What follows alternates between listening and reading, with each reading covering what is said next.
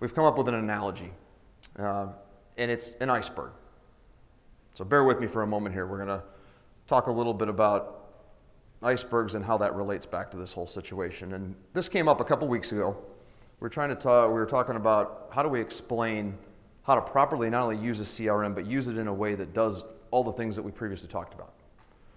And the first thing that popped into my head was, dealers are a lot like an iceberg. And there's a reason that I thought that. What do you guys think of when you see an iceberg, when you see this picture? What's real obvious about it?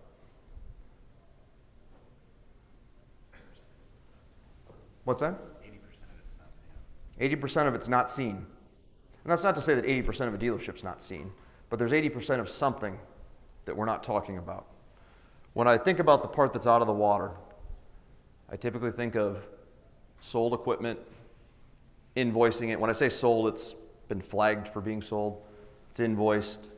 Maybe quoting comes into play here a little bit, but then it's fulfillment of that. The majority of the discussions that we have in dealerships today is all around that.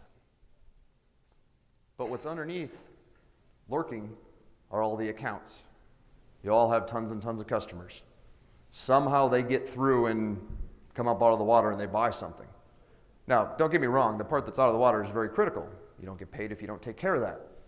But what's happening with all this stuff underneath? Well, from my perspective, when I look at any industry, they're all the same. There's variations here, but they all go through the same steps. They have their accounts, they make contacts with certain ones. Some of those generate opportunities, some of those turn into quotes, and then they move further from there into the whole process we talked about before. Doesn't matter what you're selling, there's some sort of a process like that. The problem with this one is it's not sustainable. Meaning, you rush, I call it the roller coaster effect, to get these deals closed. You get them all wrapped up and fulfilled, and then all of a sudden, you're down at the bottom of the hill again going, shoot, what do we do? And you scramble and you go back and you try and drum up sales and go back to the accounts. Now, when times are really good, this levels out because there's just constantly deals coming in. But as things change, that's the effect that you see. And people don't go back to the accounts and follow this process through, usually because they don't have one. There's not a template to follow. So what I propose, or what I would say is the best practice, is flip this up on its other end and look at it from the perspective of accounts, contact. Contact means a lot of different things, opportunity generation, quoting. It's more like a funnel. You're working things through, and there's particular, call it milestones or objectives that should be accomplished at each one. And there's best practices around this. But from my perspective, as of right now, like I said, most focus is here, and all of these other items up here, all this activity, what's being done to drive this, to create it, is very unknown at this point. So that's where the pillars come in, and we'll talk about these, be more specific about what they are and how they hold this framework, so to speak, in place. How do they keep it so that you're constantly moving in this type of a flow? Now, the other reason that we bring this up too is there's steps in the CRM for each one of these.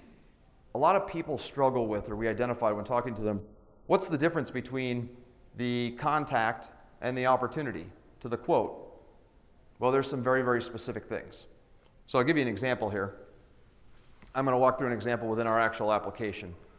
At the account level, one of the first things that people do, or should do as a best practice, is you classify your accounts. So you set them up. Who's assigned to them? Are they A, B, C, or D? Do they have call frequencies? What are the rules behind that? What's the follow-up? How do we get from this mass of accounts to filter those down to the ones that we should be dealing with? So one of the ways that we do that is we have these saved searches in our system. It allows you guys to pull up, for example, an overdue list, a due next week, your team, your individual list, whatever it is. And you can see on this next slide that we've got color coding in different ways that we can indicate that you're supposed to follow up. So if I have a list of my accounts, it's going to color code them red if they're overdue, yellow if they're due soon, green if I can drive past them. It works like a stoplight. There's ways to star and flag them and do different things like that, but it's a quick little easy visual way for somebody to do the planning piece that we're talking about. I go in and I see who I'm overdue and I make a plan to go see them, so I contact them outside of the buying cycle. It's another best practice. Stop contacting people when they're buying. They're price sensitive, that's all they want to hear about. You're not talking to them about their business, and you're not generating insight. You can't create insight when they're in the buying mode. It's not possible. It's not what they're thinking about. You can generate that, send that to a map for efficiency purposes. It's all built into our system as well, so you can take and dump that list over and you can see, okay, I'm going here and this guy's overdue and I can go see these other people. But then from a workflow standpoint, as we get into, all right, we're now going to make a call with somebody, we're going to identify an opportunity and try and get them through to this quoting stage and hopefully close something, you can quickly click the little plus button, generate a sales call. I highlighted these two main areas here in the sales call so you can see you're just simply typing in what the details of it are, what are you doing to generate or move the sale forward, what are the next steps. You got the ability to change times and dates and stuff like that, all pretty self-explanatory. But then when you get ready to say, all right, there's an opportunity here. We've identified this. We're beyond just the contact stage. You hit the plus button up at the top, and it works into the next step of the flow. It's now taken that call and linked it to the opportunity, but now we have that separated to say, this is the actual deal that we're working on. There may be several contacts involved here, but now we have this deal to kind of hold things together, or the opportunity. Well, eventually then they get to the quoting stage of things. So you can see that we've integrated JD Quote in here. You can select quote, you can do a demo, rental, quote agreement, national sales, copy a master quote, copy an active quote, link in one that you already created. It's all nicely tied into quote, so that then that's all tied together. So we have each one of these stages as far as the accounts, who you're contacting, what you're calling them about, know when they generate opportunities, when they get to a quote, and then we can follow it through further into inventory. I mean, you guys get the basic idea. This is the objective behind the CRM, is that we keep this consistent process through these things. And a lot of people miss this. They don't understand. They say, oh, we just want to manage or we want to monitor the calls. The goal is to understand better where things are getting stuck. Or for example, just a simple aspect of knowing how many deals you have in the loop. I mean, how many of you right now, when you think about it, can actually identify across all your stores, what's everybody working on right now for deals? I'm not talking about quotes. I'm talking about actual deals. There's a lot going on before they get to a quote. Some things never reach a quote. I've surveyed a couple hundred different salespeople about what happens when someone says, I'm ready to buy something in 6 months, 9 months, whatever it is. Most of them say, I'll write it on my notepad, might put it on my Outlook calendar, but the majority of them admit, we just really don't do much with it. We go back to the guy that needs a quote right now, and we deal with him. So here's an example of the quote screen. Sends you right to the quote. You guys can use that just like you usually would. It links it back in automatically to the opportunity.